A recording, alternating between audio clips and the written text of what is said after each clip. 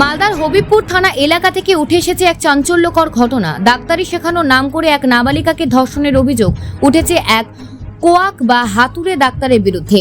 ঘটনাটি ঘটেছে মালদা জেলার হবিবপুর থানার অন্তর্গত একটি এলাকায়। নাবালিকা পিতা জানিয়েছেন, এলাকার এক কোয়াক বা গ্রামীণ চিকিৎসক তার মেয়েকে ডাক্তারি হেল্পারে কাজ শেখানোর প্রতিশ্রুতি দিয়ে গত কয়েকদিন ধরে তার সঙ্গে যোগাযোগ করছিলেন। গত বুধবার সন্ধ্যে 7টার দিকে ওই কোয়াক ডাক্তার ফোন করে মেয়েটিকে তার বাড়িতে ডেকে পাঠায়। অভিযোগ, এই সুযোগে সে নাবালিকাকে ধর্ষণ করে। মেয়েটি কাঁদতে কাঁদতে বাড়ি ফিরে এসে তার বাবাকে পুরো ঘটনা জানায়। তখনই ক্ষুব্ধ পিতা কয়েকজনকে নিয়ে ওই কোয়াক ডাক্তারের বাড়িতে গিয়ে তাকে মারধর করেন। খবর পেয়ে ঘটনাস্থলে পৌঁছায় হবিবপুর থানার পুলিশ। তারা ওই কোয়াক ডাক্তারের জীবন রক্ষা করে তাকে থানায় নিয়ে যায়। এই ঘটনার পর নাবালিকা পরিবারের পক্ষ থেকে থানায় লিখিত অভিযোগ দায়ের করা হয়েছে বলে জানা গেছে। এই ঘটনায় এলাকায় তীব্র উত্তেজনা সৃষ্টি হয়েছে। হবিবপুর থানার পুলিশ পুরো বিষয়টি তদন্ত করে দেখছে। Bureau report, news prime Times. থানায় এসছি যে আমার মেয়ের জন্য আসা হয়েছে, যে আমার মেয়ে আমাদের ওখানে ডাক্তার একটা ছিল, কি ডাক্তার যেন? Quack doctor. এই কোয়াক ডাক্তার আমার মেয়েকে শিক্ষানোর জন্য কি শিক্ষা বলতে ওই যে এই সেলেন চালা আর ইঞ্জেকশন দেওয়া, এইটা শিক্ষার জন্য আমার মেয়েকে মানে 6 মাসের আগে থেকে আমাকে বলতো, 6 মাসের আগে থেকে ওই ডাক্তার আমাকে বলতো যে আপনার মেয়ে আমাকে দেন, সেই মেয়ে আমি তোমার মেয়ে নিজের মতো শেখাবো। আর আমিও সেই বিশ্বাস করে দিয়েছিলাম। বিশ্বাস করে দিয়ে এই যে গত রাত্রে 7টার সময় আমার মেয়ে উনি ডাকছিল, ডাকে বলছে কি যে আজকে ওর কাছে কোনো পেশেন্ট কিছু ছিল না, কিন্তু ওকে একাই ফোন করে ডেকেছিল। ফোন করে ডেকে ওকে বলছে যে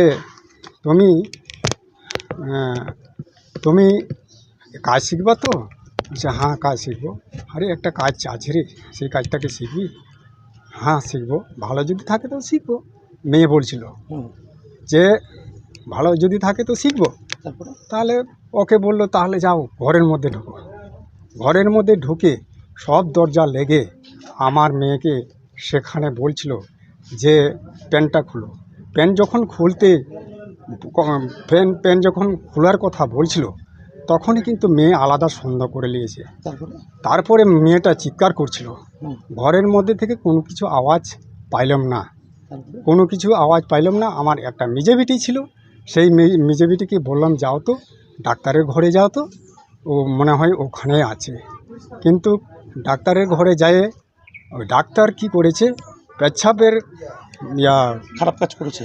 হ্যাঁ, পেছাপের বাথরুম থেকে বেরিয়েছে, বাথরুমে ঢুকে গেছিলো, ওকে বন্ধ করে রেখেছে। তারপরে বাথরুম থেকে যখন বেরিয়ে যায় আমার মেজে বেটি বলছে, ডাক্তারবাবু আমার দিদি কই? বলছে কে জান রে, আসেনি তো, এখানে আমার এখানে আসেনি, দেখেন দোকানের দিকে মনে হয় গিয়েছে, তো এখানে তো আসেনি। আর 7টা হতে ধরো যে 7:30 বাজছে, করতে 7:30 বাজছে। তারপরে আমি আবার মেয়েটাকে বললাম আবার যাও তো যাইয়ে দেখছে ওই মেয়ে, আমার নিজস্ব মেয়ে, ও অন্য দরজা থেকে মানে খুলে ওর যেটা দরজা, ও তো ডাক্তার তো বেরিয়ে গেছে, ওই যেটা মানে দরজার সেই দরজা নিজে আলাদা করে মানে খুলে বেরিয়ে গেছে। হ্যাঁ, তো বেরিয়ে গেছে। আমার বাচ্চাটা সেখানে বলছে কি, আমি জিজ্ঞাসা করলাম মেয়েটাকে, কি হয়েছে বেটি, কি হয়েছে, কেন কাঁদছো, কি হয়েছে? কাঁদতে যায় ঘরের মধ্যে শুয়ে পড়ে গেছে, আমার ঘরে বিছানাতে। তারপরে আমি ওই মেজে বেটি আমাকে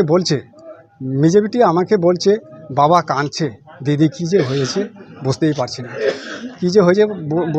না, আর কথাও বলছে না ঠিকমতো আমার সঙ্গে।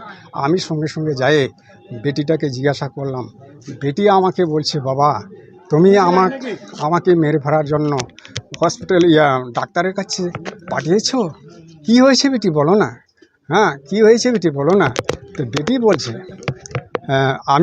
বেটি বলছে বাবা আমাকে এরকম করলো। কি করেছে? আমাকে ঘরে যখন ঢুকাইলো, ঘরে ঢুকাইয়ে দরজা ফরজা সব বন্ধ করে দিয়েছে, বন্ধ করে দিয়ে আমাকে বলছে প্যান্ট খুলো। প্যান্ট খুললাম, না খুললে তো আমি মনে ভাবছি, আর আমি তো বুঝতেই পারছি, প্যান্ট খুলে নিলাম। খোলার মাত্র চিৎকার করেছিলাম, খুব চিৎকার করেছিলাম, কিন্তু কেউ আওয়াজ পাইলাম না, ওই থানায় অভিযোগ করেছেন? হ্যাঁ, থানায় অভিযোগ করেছি। থানায় অভিযোগ করে থানার পুলিশ যায় ওকে নিয়ে আসলো। হ্যাঁ, ওকে নিয়ে আসে থানাতে এসে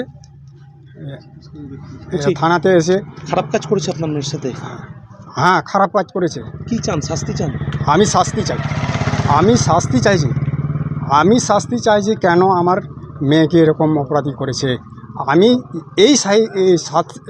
যেই শাস্তি আছে সেই শাস্তি ওকে দেন, আর ওকে শাস্তি ছাড়া ছাড়বেন না।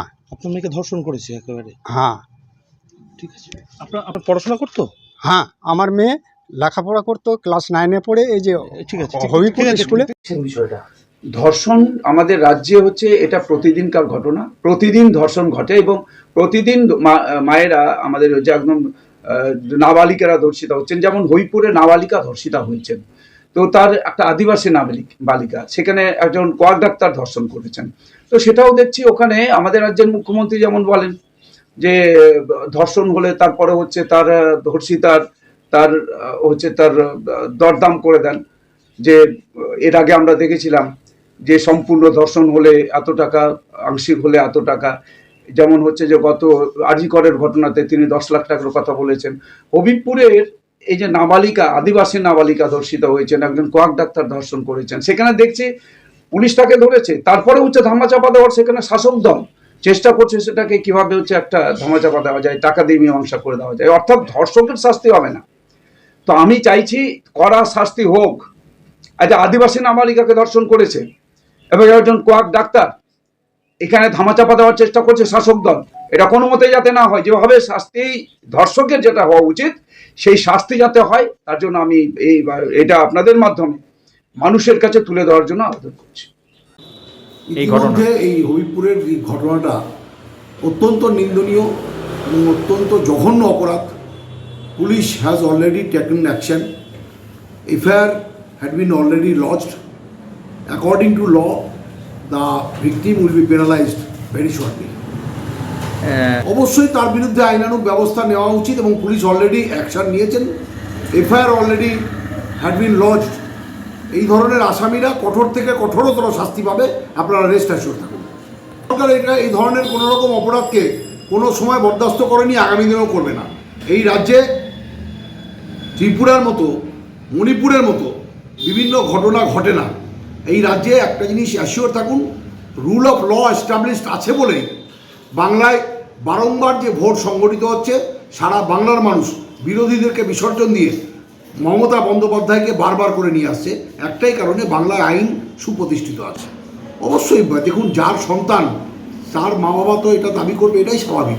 অ্যাকর্ডিং টু ল যা প্রভিশন আছে, এই যিনি অপরাধী এই ব্যাপারে সাজাপ্রাপ্ত হবে, এই ব্যাপারে রেস্ট অ্যাসিওর থাকুন।